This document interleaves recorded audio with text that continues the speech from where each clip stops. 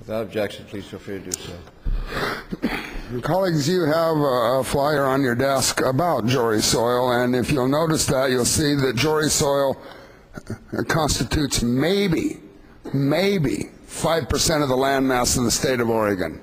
Maybe. You'll also notice in there that in the descriptors, it talks about organic matter, which means the stuff growing in the soil, but then everything else in there refers to clay, and the deeper you get, the more clay it becomes.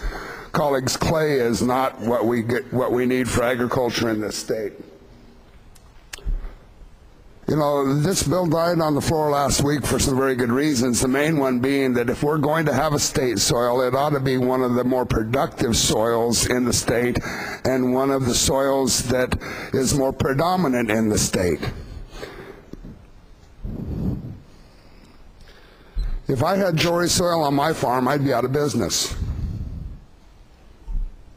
If we had Jory soil in Eastern Oregon, the whole debate over water would be pointless.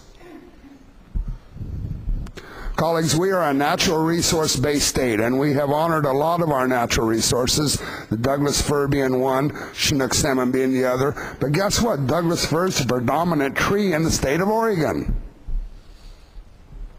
Jory soil is not. There's other dynamics going on in this building that upset me greatly. That we had to come back to this when I think the vote of the Senate last week was appropriate.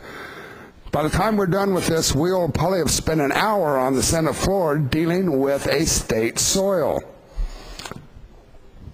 Is this what we really should be focused on?